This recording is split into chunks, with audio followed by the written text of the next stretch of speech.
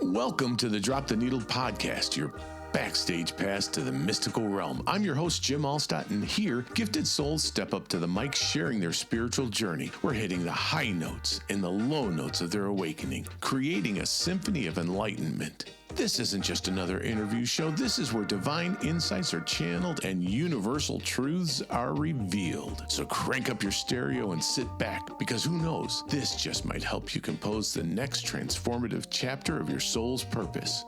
Are you ready? Let's go. Hi, everyone. Welcome back to the Drop the Needle podcast. I'm your host, Jim Alstott, and I'm so happy you all decided to join us. Have you ever wondered what really happens when we die? How about this? Have you ever heard of someone having the ability to interpret health issues without the use of traditional medical diagnostic methods or equipment? These people are called medical intuitives, and these people may provide insights into underlying health conditions, emotional and spiritual imbalances, or future health risks. Joining us today is Julie Ryan, psychic medium, medical intuitive, serial entrepreneur, and a whole lot more, as we'll discover on today's episode. So, welcome to the Drop the Needle podcast, Julie. Wow, thanks so much for having me. What a delight to be with you. Well, thanks for joining us. I guess I could have simplified the list of your gifts by just saying buffet of psychicness, couldn't I? I could have just done that. That's right. I tell people I'm a businesswoman and an inventor who learned how to do woo-woo, and I'm a buffet of psychicness. That's outstanding. You know what I did forget, though? I forgot author, podcaster, yeah, and the list goes on and on. So, Mom, wife, grandmother, sister, yeah, friend. Yeah. excellent. So could you explain to everyone a little bit about your background? Can you fill everyone in a little bit? Sure. As I mentioned, I'm a serial entrepreneur. I've founded 9 companies in 5 industries, and I'm an inventor of surgical devices sold throughout the world and former manufacturer of them. And I say I'm a businesswoman who learned how to do woo-woo because I learned how to be a medical intuitive and psychic medium, Jim. And interestingly enough, in the woo-woo space, by the way, woo in Taoism means source. I don't know if you knew that. I did not know that. Source. That's Yeah. awesome. And I think woo-woo is a fun term. And then I've It used is. it for years. And then I have a very dear friend who's a Taoist priest. He goes, well, woo means source in Taoism. I said, works for me. Wow. So I didn't have dead people chasing me since childhood, or if I did, I didn't know it, let alone what I would have done with that. And I learned how to be a medical intuitive and psychic medium. We all have the ability. It's just a matter of developing and enhancing it. And that's what I help people do all over the world, is learn how to do my buffet of psychicness, which includes, as you mentioned, we can talk to your dead grandma. We can scan your cat. I can scan you energetically for healing. I'm like a human MRI. We can do past lives. We can talk to your angels, your spirit guides, whatever. Cool. And what I found is when we connect with spirit, we can do it all. So I'm not so sure why it's so siloed in the woo-woo arena. Like you got the pet psychics and the mediums and the healers and the past life people and the NDEers. It's all the same thing. It's all source. You know, and it's interesting that you say that, and I've found that to be the case as I continue to have spiritual guests on the show. It seems regularly, there is one exception to this, and I call her the spiritual Swiss Army knife. She's very much like you. She has several gifts in her toolbox, but I have found that for whatever reason, people will put a single label on themselves. And then as you're talking to them, you'll come to find out, oh, well, I'm a Reiki master too. And I've got this and I do tarot. And, you know, it's like, oh, okay, well, you should say that. Share them, share your gifts, right?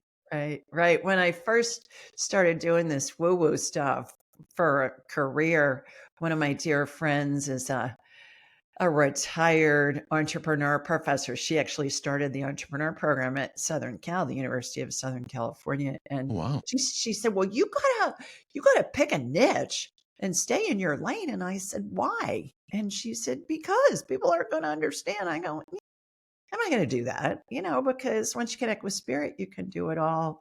And I think that goes back to we've laughed over the years because she used to say to me, well, you need to come get your MBA.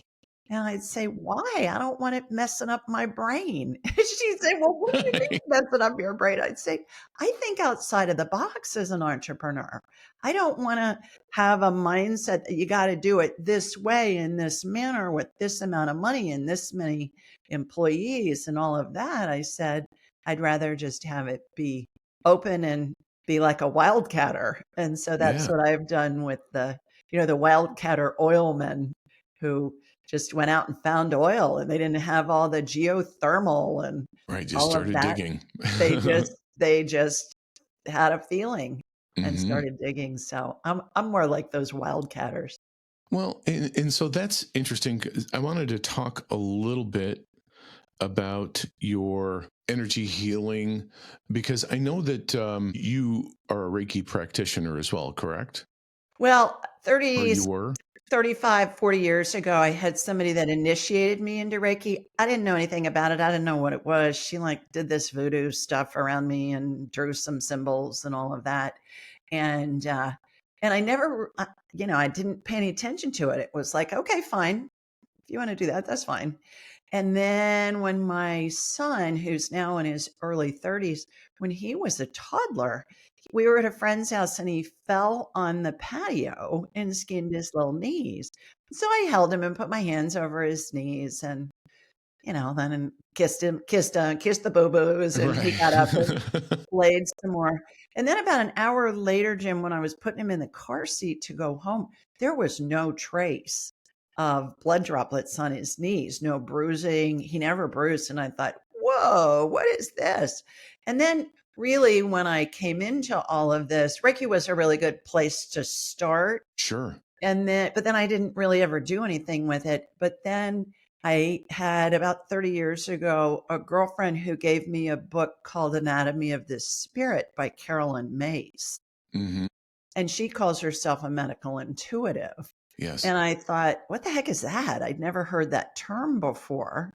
And at that point, I'd been in the hospital supply industry for at least a decade and was at that point inventing and manufacturing surgical devices. So I was helping medical practitioners and doctors and surgeons help people heal through products that I was developing and manufacturing. And so I wanted to know more information. And back then, we didn't have the internet yet. So I went to a bookstore to see if there was something else about this topic. And I found a book called Hands of Light by Barbara Brennan, who the late Barbara Brennan was a NASA physicist who parlayed very complex quantum physics principles into understandable English for the non scientific mind. That would Hmm. be me Yeah, on me too. how to use energy to help facilitate healing. And I wanted to know more. So I called her school, which at the time was on Long Island in New York. And I said, you guys have anybody teaching this stuff in my area? And lo and behold, they did. They had a graduate who had opened a school. And I studied with her for 6 years. And people would say to me, family and friends, why are you doing this? And I'd say, I have no idea. And they'd say, well, what are you going to do with it? I said, again, I have I no have no clue. idea, right? No idea. It was just fascinating. Fast forward, now I teach people all over the world. So far from 15 countries of all Wow. from all walks of life, how to do what I do, but it's consolidated into a weekend. And in the first couple of hours, they're doing this, whether they have any previously known abilities or not. And then they take this information back into their lives and utilize it. So I use the analogy of people say, well, if it took you 6 years, were you just a slow learner or what? Perhaps, but I've Yes. been doing it for 30 years now. So I've developed my own techniques and methodologies to because Barbara Brennan designed that stuff 50 years ago. And so I say, just kind of like we used to communicate with carrier pigeons, and then we used horseback Right. riders, and then we used the Wells Fargo wagon, and then the mail, and now we communicate instantly with our technology. Same situation with this. It's very cool. I love that. And as far as, and I want to stay in this area for just another moment or two. As far as those gifts, as a medical intuitive, and I had mentioned that it's being able to identify particular areas, let's just say from a physical body, and not even get into spiritual or emotional, but from a physical perspective, you're able to identify where there are some problem areas or something. Can you walk us through what that is, and then what do you do with that? Yes, absolutely. I'm like a human MRI, Jim, and I raise my vibrational level to the level of spirit because we're all spirits attached to a body having a human experience. And when we are attached to a body, our spirits are attached to a body, we vibrate more slowly simply because the body has mass. Mm. Imagine trying to run an electrical current through a bowl of pudding. It's going to slow it down. Right. So I raise my vibrational level. This is what I teach people. It takes a nanosecond. It does not require chanting under crystals in a yurk for an hour, or twirling 3 times, jumping on your left foot and raising your right hand. You can do that if you want, but it's not Sure. necessary. So I turn my abilities on and off at will. And then I'll watch a laser beam in my mind's eye come from my body wherever I am to you wherever you are. And then I'll have a hologram of you in my mind's eye, and I'll envision shooting energy from your feet up through the top of your head. And it will be as if I'm looking at an X-ray or a CT scan or an MRI. And I can see in my mind's eye broken bones, torn ligaments, viral infections, bacterial infections, cancer, metastasized cancer, whatever. And then immediately when something's identified, there will be an energetic healing that begins. And that can take the form of something getting added, something getting removed. I watch procedures all the time in my mind's eye, Jim, that emulate what I saw in surgery for all those years, developing products, testing prototypes with my team and the surgeons and the staff. Sometimes I see healings that utilize methodologies and devices that haven't been invented yet. And it's common to hear me say, "Oh, cool. I haven't seen this before." And that just is appealing to my inventor brain. Every Thursday night at 8 Eastern, I do the Ask Julie Ryan show, and people call in from all over the world. And a lot of what I do on that show, and it's live streamed on YouTube and then also recorded and released on all the podcast networks. But somebody will call in, they'll say, "I have a pain in my left knee. Can you scan it?" And I'll say, "Yeah, where are you?" "Okay, I'm in Sydney, Australia." "Great. Here comes my laser beam from Sweet Home, Alabama." I'll hook into them in Sydney, Australia, and then I'll get an image of their left knee in my mind's eye, and I'll say, "You have a torn meniscus." So then I'll describe the healing. "Okay, we're going to use stem cell energy. The meniscus looks like a flap of tissue. The stem cell energy is a light amber colored gel with sparkles in it, because of course you gotta have sparkles. It's, Sure. whoa. And it reminds me of Dippity Doo hair gel in the 60s and Oh, that's 70s when awesome. I was a Yeah. kid. So I'll watch that get smoothed on. I'll see a vortex spinning above their knee, and the energetic healing will happen. So the healings, something will be identified, there'll be a healing. Something will be identified, there'll be a healing. When I have a client for an hour, we'll go through multiple things. I'll say, "Tell me what all your symptoms are." I always go in blind first because I want to see where the energy is going to go, because it's going to go to the most pressing issue first. Sure. Now, that may be something that's asymptomatic and we're heading off a problem at the pass. It may be the root cause of several other symptoms that maybe their medical providers haven't put 2 and 2 together to say, "Okay, you're living in a moldy environment, and that's what's causing all these different symptoms." So, and then the healing will begin. So it's really fun because we get to see amazing things. I describe it to my client or my caller, and on my show, I say to everybody listening, "Okay, you guys, everybody picture what I'm talking about, because this is going to be a group healing." Mm. And it doesn't matter whether they're listening live or where they're listening 5 years from now, because time doesn't exist in the spirit world. Time's a human creation. And and so it's really fun when we do that. So the healing happens on the energetic level, then it's going to integrate into the person's body. That can happen instantly. It can take days, weeks, months, may need complementary care like change in diet, physical therapy, mold remediation. Sure. And so I'll get that information too. I call that divine download. So I'm watching the healing, I'm describing it to my client, I'm getting information from spirit about, yeah, you need to lay off dairy, kind of a thing. And so I laugh and I say, it's a good thing I'm a girl because I can multitask. It's a female Yeah. superpower. Oh, yeah. Yeah. I know that ailment very well. I'm not a good multitasker. One of the things that I was thinking about when you were talking about the identification, let's say that there's something going on in someone's heart, okay? And you see that and you start the healing. Is it a one session healing or are there multiple sessions involved with that? Great question. It's spirit working through me and with me to help that person heal themselves because nobody ever heals anybody else, ever. No doctor, no medical provider, no shaman, no healer like me. You think about, you go to the emergency room with a big cut on your leg. Well, the doctor's going to stitch it up, but the doctor doesn't make your skin grow back. You make your own skin grow back. Excuse me. So it's been my experience. The healing happens on the energetic level. It's part of the healing equation. Perhaps the person needs surgery on the human side, but it's already happened on the energetic side, so the surgery is going to be a breeze. So it's done on the energetic side, and then that person integrates the healing. And that's all predicated on what their spirit wants to explore and experience in this life. So, as I mentioned, it can happen instantly. It can take days, weeks, months, may need complementary care.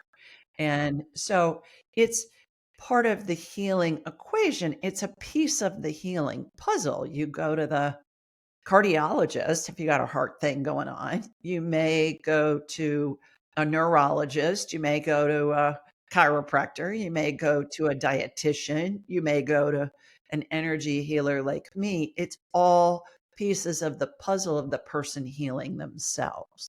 Right. We just Complementary. help the person heal themselves. I love that, by the way. I absolutely love hearing that. And backing it up the way you described it makes sense to me. I'll just put it that way. Especially when you're talking about, you use the example of the cut, right? So we are healing ourselves, and sometimes it's just a matter of getting that started, I suppose, right? You think about, back to the cut example, we don't see a cell latch on to another cell that causes a Right. scab that allows the cells to connect and generate to form new skin. But we know it works because we've experienced it. But we're not watching all those cells come together. And it's the same with this. We don't utilize our regular five senses to see, okay, there's this frequency that's coming from Julie in Alabama and it's coming up to Jim in Chicago, but we know what works.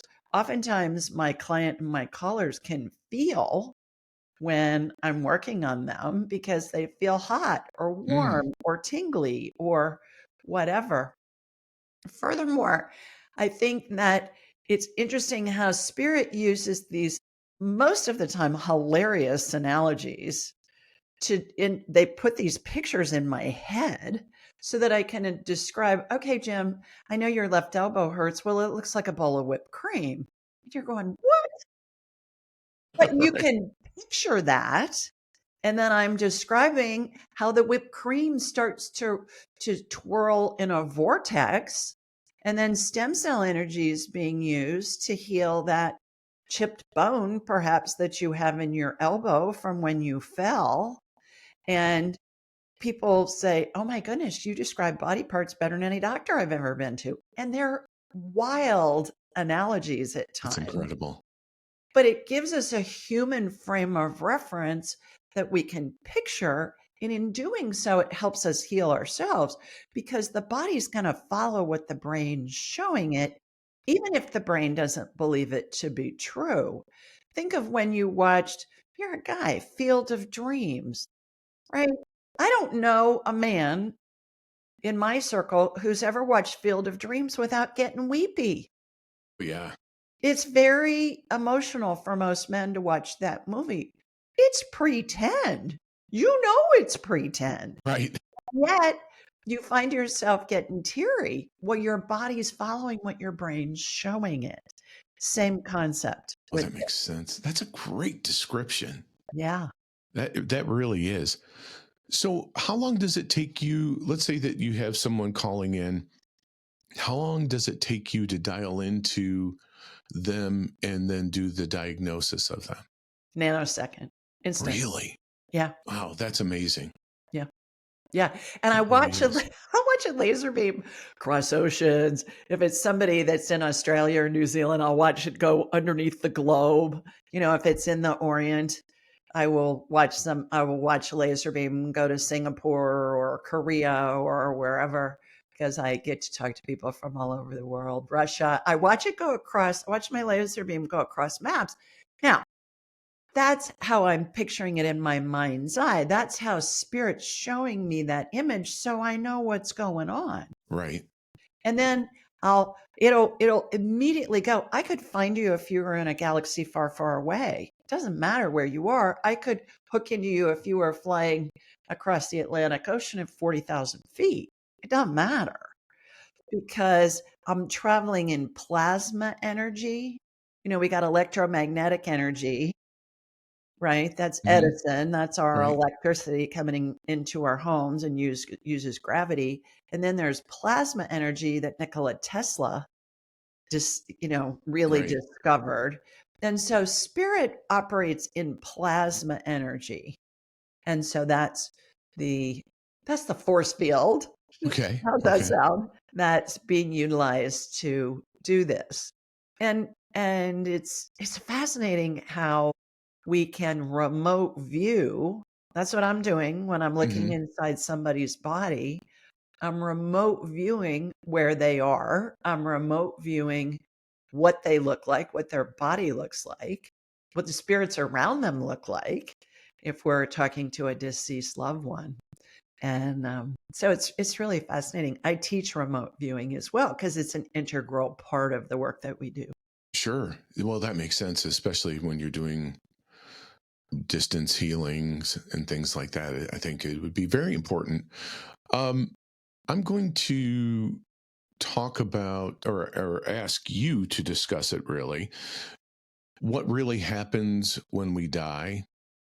That's that's an important piece of your body of work as I Right, see it. right. Because you have a show. You have a course coming up.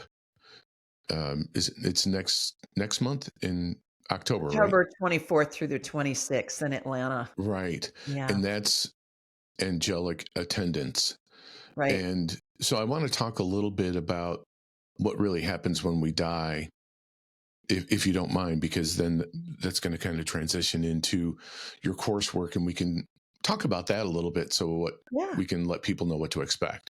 Yeah, well, I teach the whole buffet of psychicness, and you're right. Well, you They do they at your everything. They learn to courses. Okay. communicate with spirit, do the medical, do the pet, do the spirit guides and angels, do the past life stuff, the remote viewing, all of it. It's the whole buffet of psychicness in a weekend. Well, then that's a bargain in my opinion, because it's more than that typically for individual courses like that. So Right, that's right. well, I'm sorry, I'm It's jumping the everything. gun, but Yeah, yeah, that's yeah. really that is a bargain. But Yeah. So, what happens when somebody dies? There's lots of information, Jim, out there I have found about the afterlife and about near death experiences. And the phases of grief or the stages of grief, but not so much information about what happens when we're dying. And that's what people are really afraid of. Are we Sure. going to fly or are we going to fry when we die? Those of us, Right. that have been raised in the Western Judeo-Christian religions and cultures, we're like, oh no, what happens? Is it like Bruce Willis, in the movie that somebody's going to come and get us? Or Right. what was it? Demi Moore and Patrick Swayze Ghost. in Ghost. Yeah. Yeah. And Yeah. yeah. Everybody goes to heaven, first of all. Mhm. There was a movie out in the 1980s called All Dogs Go to Heaven. Well, all people Yes. go to heaven too. All spirits are pure love. Hell doesn't exist. The whole evil spirit thing is just nonsense. Has been propagated by cultures and religions and civilizations to control the masses over the years. And I've heard this a bazillion times from spirit. All spirits are pure love. Hmm. So we are attached to a body. Our spirit's the main part of us. We're attached to a body when we're having a human existence. And I went through 12 years of Catholic schools, and Mhm. I'm now a cafeteria Catholic. So I take what makes sense to me and I leave the stuff that I don't agree Love with. that. And so I was taught in Catholic school, Jim, that the spirit or the soul, they mean the same thing. I use spirit because I think soul has a religious connection to it. Sure. Perhaps it's just from how I was raised. But in 12 years of Catholic schools, I learned that the spirit or the soul is someplace in the chest area. And that's not what I perceive. What I perceive now is that the spirit's the main part of us, Mhm. and the body is inside the spirit. Now, think about, have you ever seen a depiction of a religious figure, perhaps in a painting, With the where halos they and have a halo everything. around their Yeah. Or the head or around glow their around their whole? Yeah, body. yeah, yeah. Yeah. That's their spirit. That's their aura. That's their energy field. It's all the same thing. And those painters, those old masters paintings, like painters like Leonardo da Vinci and, Sure. all those Right. guys, Right. they could see that, I believe, around people. I think everybody's been able It's to see it amazing. since the beginning of time. So when we're dying, the spirit exits through the top of the head, starts to detach from the body, and it hangs on, and it looks like a cartoon speech bubble to me. Mm. Think of where the cartoon character's thoughts Bloop. or Comes comments up. are. Right. Yeah. Yeah. And it hangs on to the top of the head. I call that phase one. What I've coined the whole transition process as the 12 phases of transition. And the first time I saw all of this, Jim, was with my own mother when she was dying in 2002. Oh.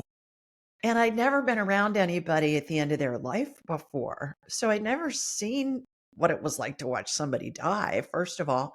And secondly, I'd been studying the woo-woo stuff for a while at that point. And I I felt like the Lady of Justice statue, Sure. The balancing scales. Yes. like Yes. the scales. On one Scales side, of my heart justice. was Yeah. breaking because my mother was dying very unexpectedly. And on the other side, I was seeing all this glorious stuff from the spirit world. And it was just Hmm. remarkable and amazing. And so it really helped balance what was going on. So with my mother, the first spirit to show up, and this surprised the daylights on me, was my Mima, my grandmother, who had Oh, died yeah. Yeah. Yeah. Yeah. 6 months before my mother was dying. And that really surprised me. I thought, God certainly has like a death and departure department in heaven. And, and okay, Mary Calling Jo. number 104. That's right. Mary Jo Ryan's dying in Columbus, Ohio. So we need to dispatch, an angel there to help run the show. That's not what happens. And I've seen this thousands and thousands of times now. So my Meemaw shows up, and then my mother's father, his spirit shows up. Now he died in 1938 when my mother was 12. He was a detective in the Columbus, Ohio Police Department who was killed in the line of duty. So Oh, I had wow. never met him, but I'd certainly seen pictures of him. So let's say for conversation's sake, let's talk about my mother. She's in a bed. My grandmother and my grandfather are at her feet. They're spirits and they're there. And then my grandmother, my Mima, brought in angels. She was running the show. It's the maternal spirit always that runs the show from the spirit world. And it's the maternal spirit, either the birth mother or the adoptive mother. It's the mother that raises the person who's dying. The birth mother, when in an adoption case, is there, but it's the adopted mother. It's the one that raises the Takes person who's charge dying. of Yeah. And the it's guest important list. to remember a couple of other things as we go through these phases. Number one, I had so many people throughout the years, so many women, usually, Jim, that say, oh, my mom was just awful. She's like this person. I would want bedside when I'm dying. And I'd say, that was her personality. Remember, that was a role she was playing in that lifetime. The personality stays with the body when somebody dies. All Right. spirits Okay. are pure love, which is a different way of thinking about it. That's Right. number Right. one. Number two, everybody goes through the 12 phases of transition, regardless of if they die instantly, like in the case of a homicide or suicide, or if they die over a prolonged period of time, days, weeks, months, even years. Somebody's got, let's say, cancer and they're dying, or Alzheimer's. A lot of times, somebody with Yeah. Alzheimer's, it'll be a long time, as they're transitioning. So they call in the angels. The maternal spirit calls in the angels. And of course, I'm a Catholic girl. Big angels. Big Sure. wings, white gown, bare feet, rope belt. Is that what they really look like? That's what I was taught they look like. And spirit's always going to show up in a way that's going to make sense to us Familiar. based on Right. our Okay. human frame of reference.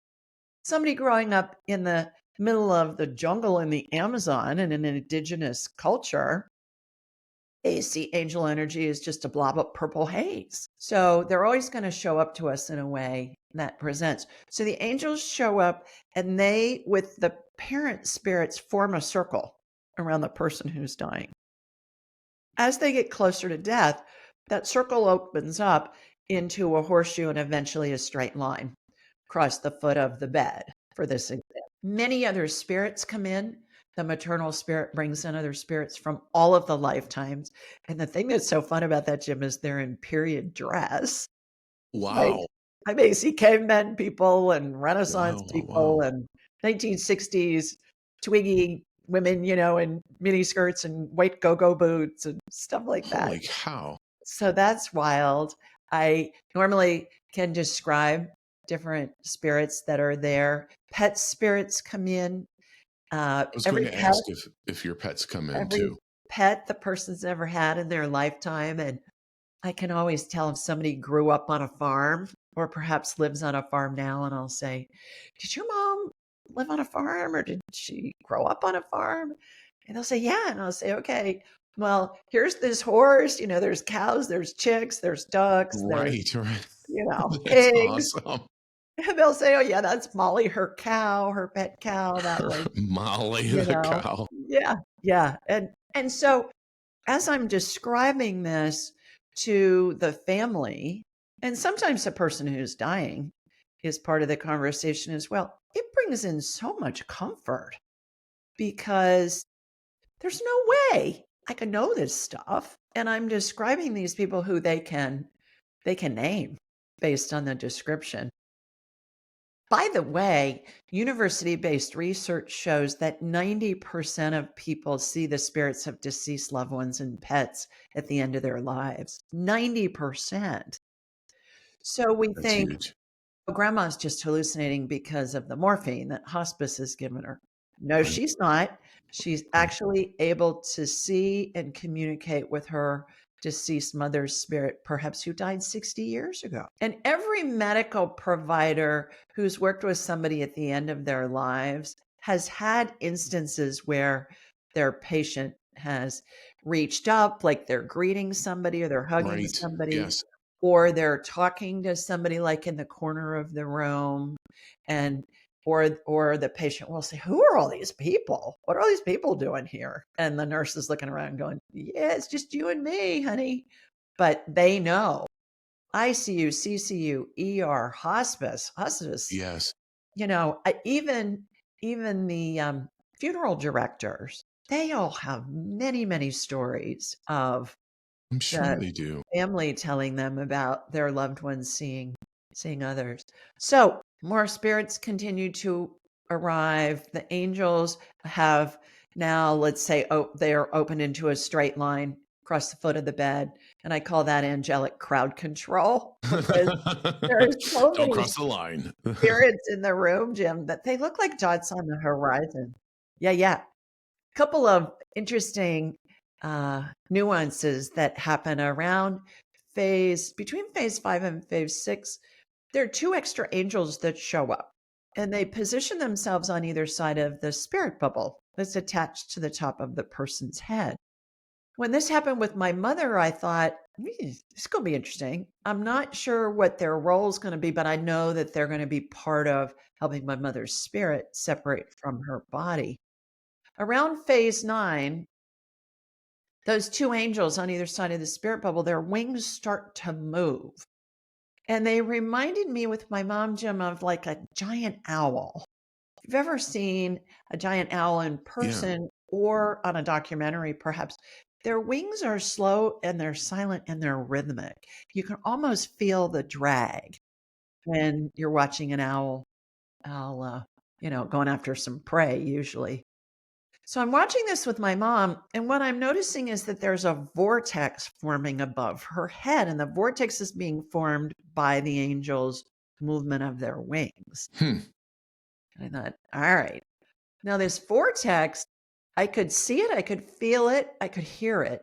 And it reminded me of being in a car wash where at the end they turn on the dryer and it's sucking all the Right. water up your Yeah, car. yeah, yeah. It had this strong upward suction. And I thought, this is how her spirit's going to evacuate from her body. And that is, in fact, what happened.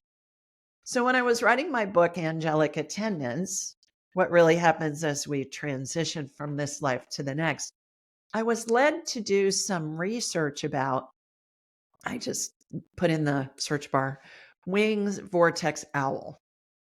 Come to find out, Jim, there's this aeronautical engineering phenomenon called the wingtip vortex. Wow. And if you do an internet search on wingtip vortex, you will see thousands of articles and illustrations and photographs and information that every pilot knows that anything that flies, whether it be a jet, a plane, a bug, a bird, the way that the air goes over and underneath the wings causes a vortex that causes lift. Hmm. That's what makes the plane lift and fly. And I thought, oh my goodness, this is something that is being created by angels in the spirit world. I can see it, I can hear it, I can feel it. There's an aeronautical engineering explanation for it, and it's what caused the lift to help my mother's spirit evacuate from her body and detach. Wow.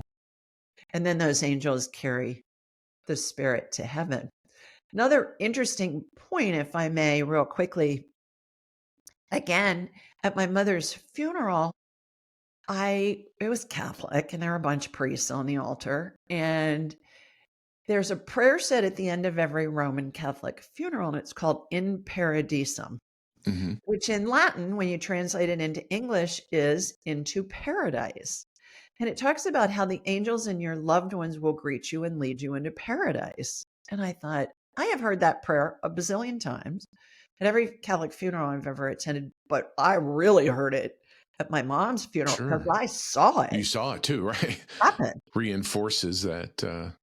Yeah. So when I was writing Angelic Attendants, I thought, I wonder where that prayer originated. And I learned that it began as a 5th century Gregorian chant. And I thought, well, perhaps it took till the 5th century till somebody was well educated enough that they could read and write. Right.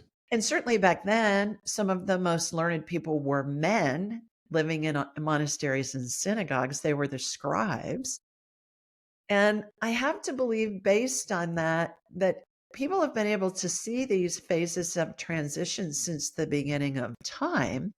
And perhaps as we've become more well educated and more proof based, we've forgotten what people have been able to see all along. Sure, and that makes sense too. That's amazing. And you hit on a couple of points.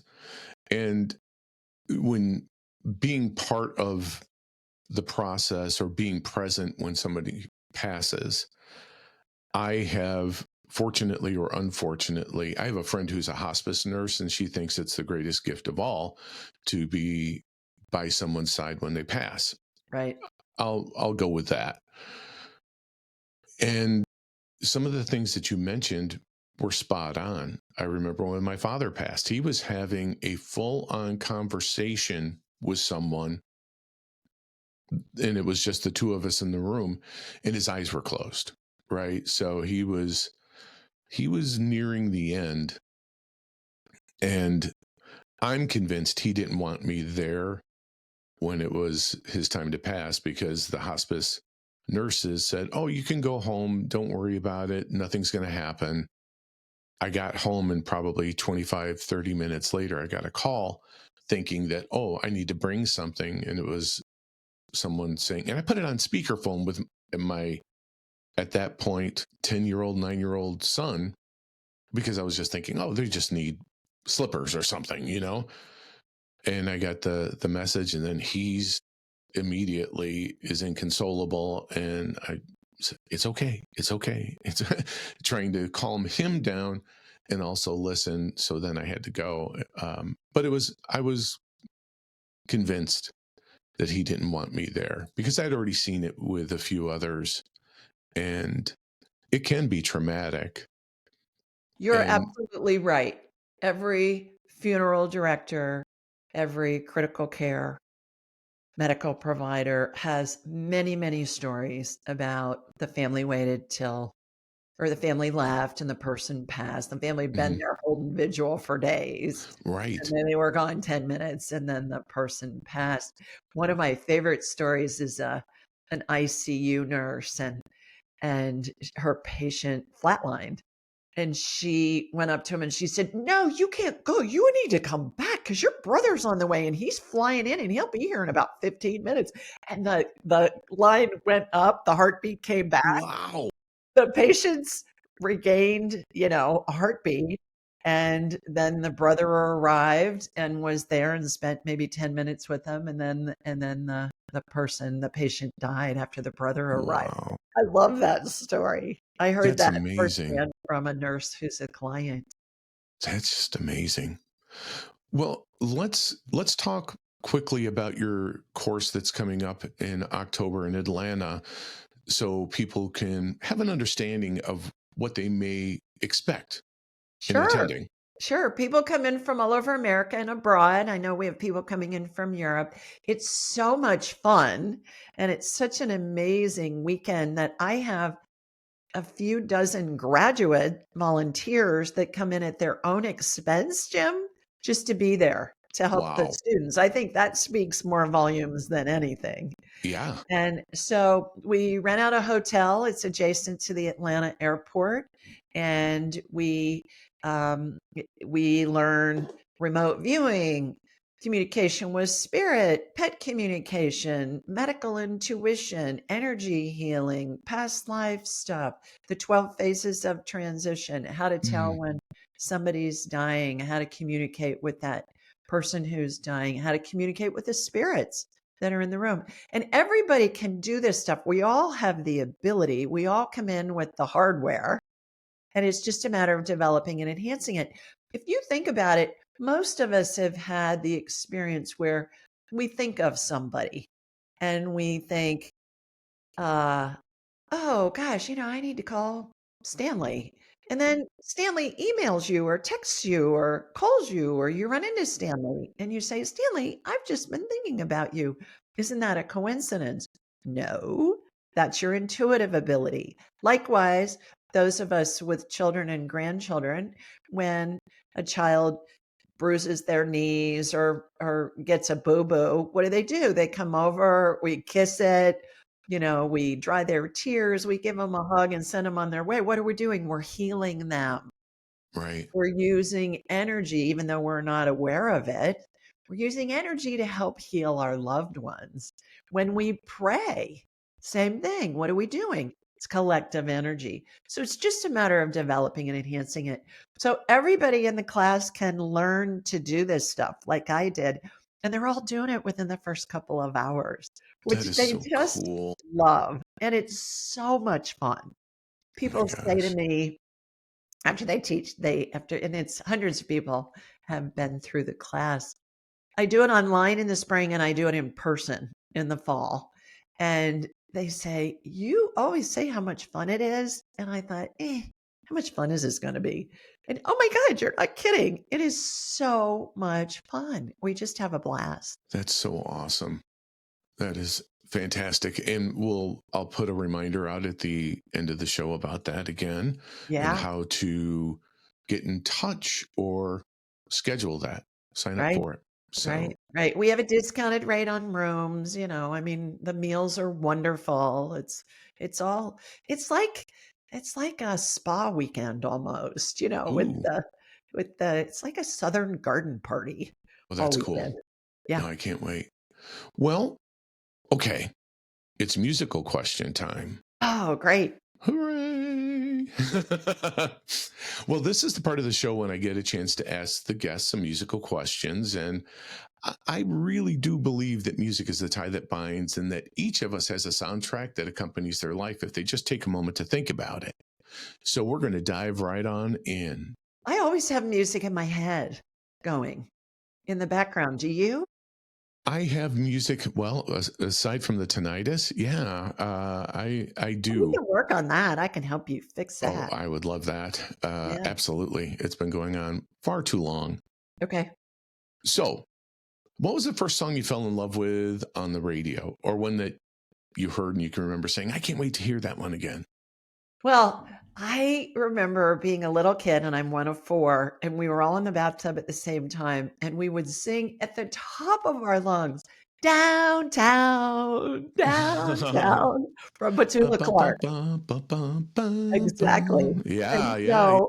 so I thought, that's it. That's the first thing that came to my head was being in the bathtub with my siblings and, us Singing screaming downtown. downtown. That's excellent. That's a great one. Yeah. Did your family have a song that everyone would belt out on road trips or vacations that you went on? No, but there's a song that was sung to me that I sung to my son when he was a baby and my grandsons. I have 5 grandsons through marriage, Oh, wow. and it's "Baba Black Sheep." "Baba Black Sheep, have you any Fantastic. wool?" And I remember being a little teeny kid and having that sung to me by my mother and my grandmother. And so I then carried on the tradition and I rocked my son to sleep every night and sang Baba Black Sheep to him. And How then cool. when my grandsons, who were all grown and, either in college or I have the youngest one's a senior in high school, soon to graduate. When they were all babies and they would spend the night at Mimi and Granddad's house, I would rock them to sleep and sing Baba Black Sheep to them. Wow. What a Yeah. great story. I love that. So I'm going to ask you this one. What was your favorite song that you and your friends would belt out let's say your senior year in high school in the car where you're just rolling down the windows and screaming away? Staying alive, staying All alive. Bee right. Gees. I All grad right. Yeah, Love that one. Do you happen to have a song that gets the positive juices flowing? I do actually, I have 2. And the first one is Impossible from Cinderella, Rodgers and Hammerstein, the play. Ooh, yeah. It's possible for a plain yellow pumpkin to become a golden carriage. It's talking about woo-woo. Yeah. It's possible for, mice and rats to turn into footmen and all of that. And then the other one is Sweet Home Alabama. All right. So those Turn it two. And I live up. in Birmingham and go to the Bama games, and they blast that Oh, I'm at the sure. at I'm the sure they and do. it's kind of a tagline in my show because I always say, "Sending you lots of love from Sweet Home Alabama." And here comes my laser beam from Sweet Home Alabama. That's awesome. Yeah. I'm going to ask you one more musical question for today. Okay. And this happens to be one of my favorites. Sometimes there are songs that you hear that ring so true that they can stop you in your tracks. And the song's lyrics sound like they were written either specifically for you or by you. What's that song? Open a New Window by Jerry Herman from Mame. Can you tell I love Broadway tunes and show Yeah, a tunes? little. A little. And open a new window, open a new door, travel a new highway that's never been tried before. And I think it's about, don't be stagnant in your life. Try new things because when we're creating something, people always think, okay, I'm going to manifest this. I'm just going to do these affirmations. Well, you got to take action. Sure. And so open a new window is one. The other one that comes to mind with that is What a Fool Believes by Michael McDonald and Oh, Kenny yeah. Loggins. You know, And that we believe what we see and we see what we believe. mm, So if something feels badly, look at it from a different perspective. Because if we're feeling badly about something, we're basing our perspective in fear. And the key right. is it a real fear or is it a fake fear? And 99.9% of the time, it's a fake fear that holds us back. So That's I love true. that song too. What a Fool Believes. That's a good one. I'll tell you what, you have a few firsts in there for the Oh, songs for sure. For yeah. sure. Well, it's just about time to cue the music for today's episode, but don't forget to like, comment, and subscribe to the Drop the Needle podcast to stay up to date on our latest episodes. I'd also like to take a moment to thank everyone again for tuning in today, and I hope you enjoyed this episode of the Drop the Needle podcast. I'd also like to thank our special guest, Julie Ryan, for being on the show today. And you can get in touch with Julie through her website, which is www.askjulieryan.com. That's www.askjulieryan.com, or through her social media platforms, which I will include in the show notes from this episode. And what I'm also going to include is a link so you can register for her courses in Atlanta, October 27th through the 29th. 24th through the 26th. 24th through the 26th. I was way off there, so sorry. October 24th through the 26th in Atlanta. You would get to meet, say hello, and participate in the classes in person with Julie. I invite you all to head on over to the show notes where there's going to be that link in the playlist from today's episode. And there's also going to be a link as far as being able to contact Julie regarding booking a session, taking classes, and again, her training sessions in Atlanta. Oh, and her book.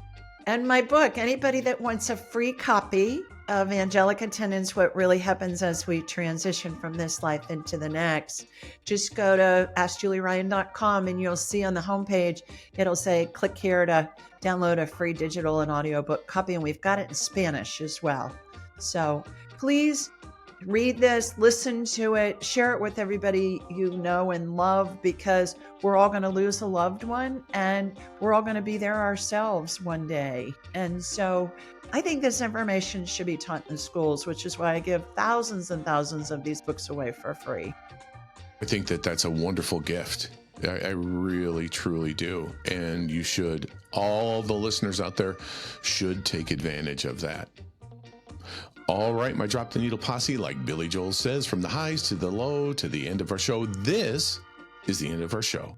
Until next time, this is Jim Alstott wishing you infinite health and happiness and the perfect playlist for your life.